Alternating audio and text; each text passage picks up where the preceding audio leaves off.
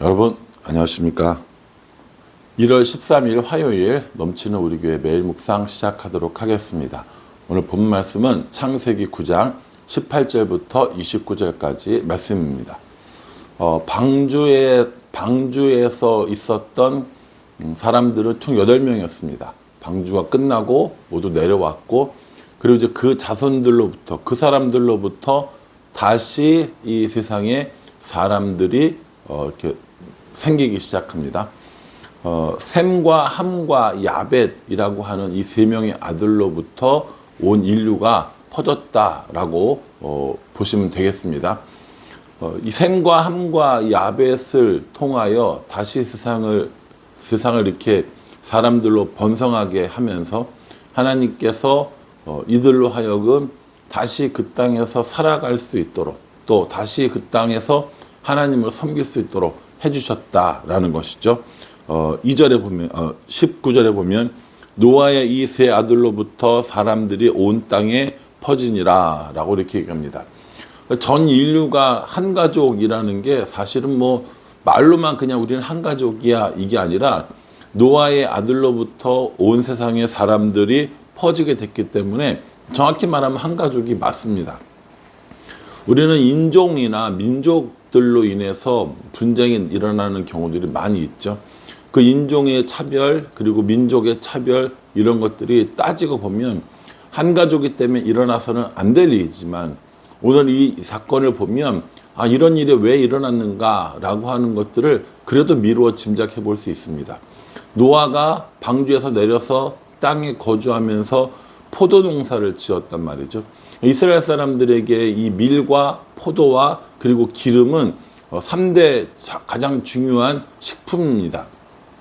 포도를 재배를 해서 포도로 포도주를 만들었죠. 우리가 생각할 때 술 먹지 말라고 그랬는데 포도주를 먹어도 되나요? 라고 물어보신다면 이 지역 사람들은 물을 먹을 수가 없습니다. 왜냐하면 이 석회수나 이런 것들이 많이 포함되어 있기 때문에 석회질이, 그래서 먹을 수가 없는 물이기 때문에 포도를 발효시켜서 포도주로 먹는 거죠. 그걸 먹고 취할 만큼 되게 술의 도수가 높은 거냐? 그런 건 아니라는 거죠. 근데 많이 먹으면 취하긴 하겠죠. 어쨌든 알코올이니까. 그러니까 노아가 오늘 포도를 농사를 짓고 그걸로 포도주를 만들어 가지고 포도주를 너무 많이 먹은 거예요. 취할 만큼 먹은 겁니다. 여기서 이제 문제가 발생하게 되는 것이죠. 노아가 술을 많이 먹고 포도주를 많이 먹고 취해서 옷을 다 벗고 잠이 들어 버린 거예요. 여러분, 이 노아가 어떤 사람입니까?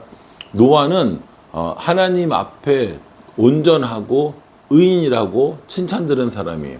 그래서 방주를 이렇게 만들어서 전 인류가 다 죽었을 때도 살아남은 사람입니다. 그런데 노아가 지금 뭘 하고 있어요? 술에 취해서 옷을 다 벗고 잠이 들어버린 겁니다. 완벽한 인간이라도, 온전한 인간이라도 언제든지 잘못된 길을 갈 수 있다라는 것을 노아가 우리에게 절실하게 보여주고 있습니다. 그래서 어떻게 돼요? 이 노아가 술 먹고 취해서 옷을 다 벗고 자는 걸 누가 발견했냐면 함이 발견하게 됩니다. 함은 가나안의 아버지라고 이름이 나오거든요. 그러니까 함 단독이 아니라 아마도 가나안과 함께 이 일들을 벌인 것 같아요. 이 함이 아버지의 술 취한 모습을 보고 형제들이었던 셈과 야벳에게 가서 이야기를 하는 겁니다. 조롱이 섞였고 조소가 섞인 말투로 그렇게 이야기합니다. 아버지가 술을 먹고 취해서 지금 옷을 다 벗고 자고 있어 라고 이렇게 이야기한 거죠. 그 함과 가나안, 아들이었던 가나안이 이 일을 조롱거리로 만들고 아버지를 부끄럽게 했지만 셈과 야벳은 어떻게 했느냐? 23절에 셈과 야벳이 옷을 가져다가 자기들의 어깨에 메고 뒷걸음질 쳐 들어가서 그들의 아버지 하체를 덮었으며 그들이 얼굴을 돌이키고 그들의 아버지 하체를 보지 아니하였더라 라고 이렇게 얘기합니다. 여러분, 이제 무슨 상황인지 아시겠죠? 노아가 이제 술 취해서 누워 있어요. 그래서 셈과 야벳이 뒷걸음질로 뒤로 이렇게 가서 아버지의 하체를, 아버지의 이 벌거벗음을 보지 않고 그래서 옷을 덮어드린 겁니다. 어때요? 잘했죠? 예, 맞습니다. 함은 아들인 가나안과 함께 아버지의 수치를 발견하고 드러내고 소문을 내고 이렇게 했지만, 셈과 야벳은 그 아버지의 수치를 보지 않고 덮어주었다는 거죠. 한 사람은 드러내고 소문을 냈고, 또 한 그룹 셈과 야벳은 덮어주고 그 수치를 가리워 주었다라는 겁니다. 여러분, 이 함과 가나안 그리고 셈과 야벳의 마음이 어떤 건지 아시겠습니까? 단순히 이 사건이 아니라 이 함에게는 아버지에 대한 이런 마음이 있었다라는 거예요. 아버지를 조롱하고 아버지를 조소하고 아버지를 무시하는 이런 일들이 있었다는 것이죠.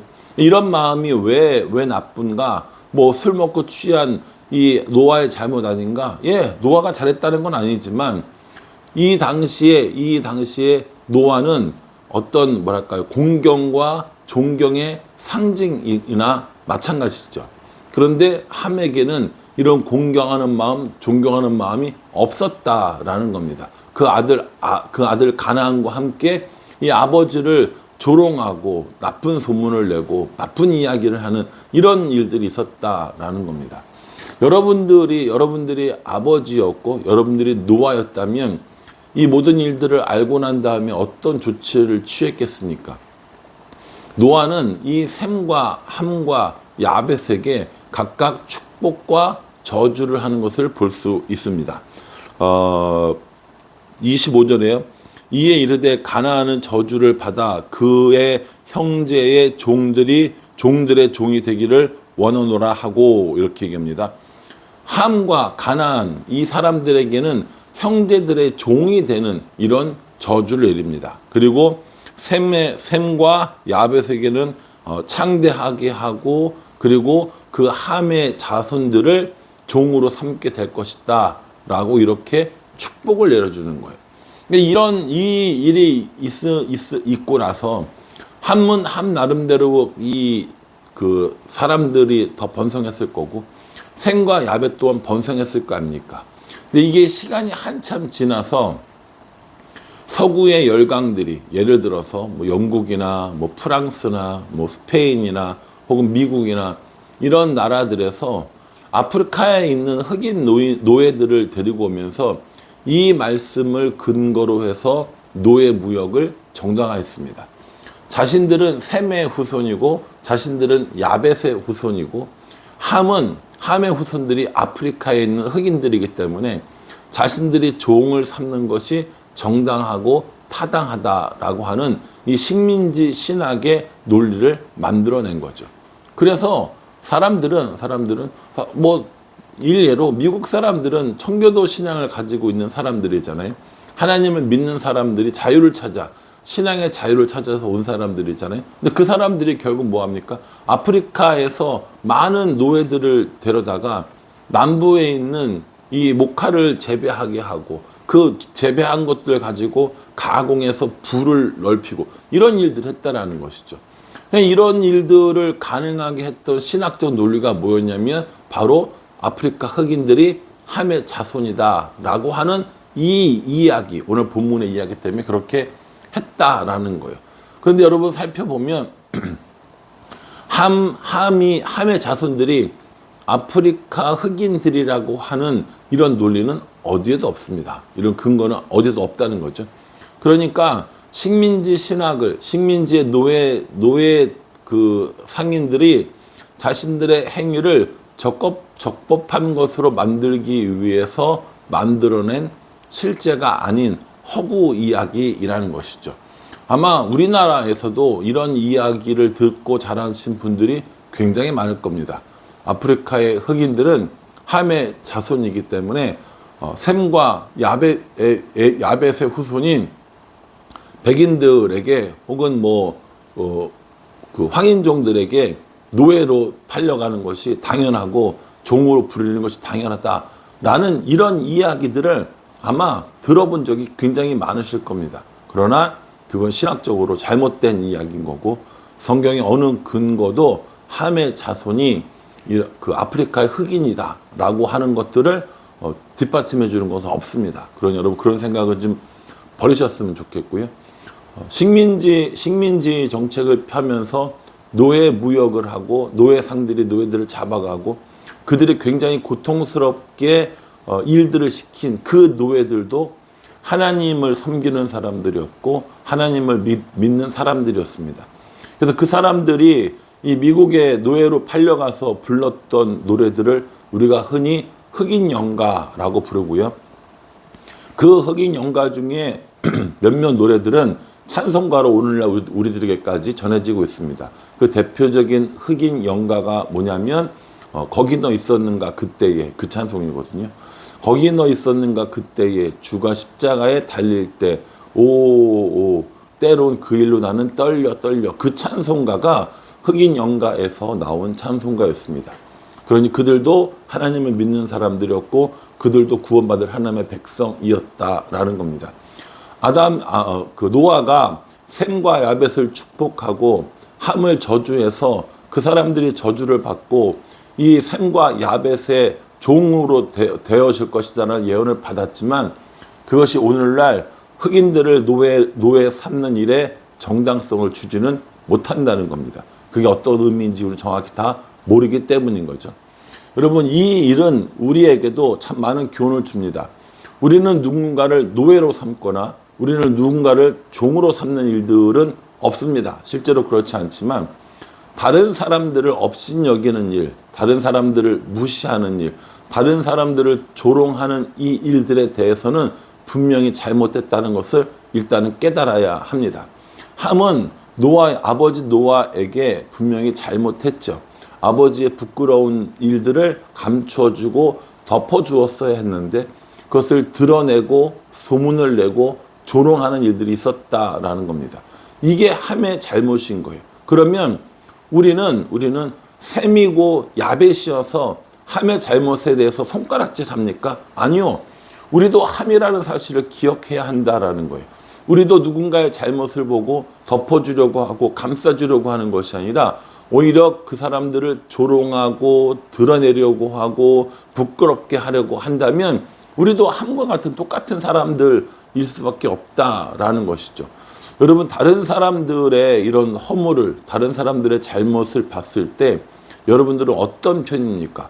그 잘못들을 감추어 주려고 하고 도와주려고 하고 덮어주려고 합니까? 아니면 다른 사람들에게 이야기하고 비웃고 조롱합니까? 우리가 흔히 그런 거 있잖아요. 이거 다 너를 위해서 하는 말인데 라고 하면서 그 이야기가 오히려 잘못된 이야기, 조롱하는 이야기, 비꼬는 이야기, 이가 될 수 있고 또 그 사람 누군가 잘못한 그 사람을 걱정하는 마음으로 다른 사람들과 이야기하면서 오히려 그것이 더 확대되어지고 더 커지는 일들이 얼마든지 있을 수 있다라는 겁니다. 다른 사람 이야기하는 게 아니에요. 저 이야기를 하는 겁니다. 왜냐하면 저는 여러 가지로 다른 사람들의 이런 부끄러운 이야기들을 혹은 잘못된 이야기들을 듣는 경우가 많이 있거든요. 성도들이 좋은 얘기는 와서 잘 안 해요. 근데 뭐 합니까? 힘든 얘기, 어려운 얘기, 부끄러운 이야기들 와서 할 때가 있다는 거죠. 제가 그 이야기들에 대해서 사람들에게 저 사람은 이렇대, 저 사람은 이렇대 라고 하면 저도 함과 다를 바가 없는 사람이라는 거죠. 제가 할 일은 함의 길을 걸어가는 것이 아니라 셈과 야벳처럼 누군가의 부끄러운 일, 누군가의 잘못된 일을 알게 되었을 때 그 사람들을 위해서 기도해주고 그 사람들을 도와주고 그 사람들의 부끄러움이 감춰질 수 있도록 하는 것, 그것이 저의 일이라는 겁니다. 그러니 여러분 함의 길을 걸어갈지 셈과 야벳의 길을 걸어갈지 우리가 묵상해야 할 것은 이것이지 함이 흑인이니까 종으로 삼는 것이 마땅하다라고 하는 이 잘못된 신학관에서 벗어날 필요가 있다라는 겁니다. 바라기는 다른 사람들의 잘못에 대해서 우리가 덮어주고 그들을 도와주고 부끄러움을 면하게 하는 그 일들을 하는 셈과 야벳의 길을 걸어가는 우리 모두가 되기를 주님의 이름으로 축복합니다. 기도하겠습니다. 하나님, 오늘 노아가 실수하고 벌거벗은 모습을 함이 어떻게 했는지, 셈과 야벳이 어떻게 했는지 묵상하였습니다. 셈과 야벳의 삶을 살았으면 좋겠지만 저에게는 함의 모습이 더 많은 것을 저 스스로 잘 알고 있습니다. 그러니 다른 사람의 허물을 드러내고 소문내고 조롱하기보다는 덮어주고 감싸줄 수 있는 그런 사람 될 수 있도록 우리 모두를 인도하여 주시옵소서. 예수님의 이름으로 기도합니다. 아멘. 예, 이 말씀 꼼꼼하게 잘 묵상하시고요. 내가 지금 누구의 길을 걷고 있는지 확인하고 다른 사람들을 덮어주고 용서해주고 다독여줄 수 있는 그런 우리가 되기를, 그런 제가 되기를 함께 기도해 주시기를 간절한 마음으로 부탁을 드립니다. 감사합니다.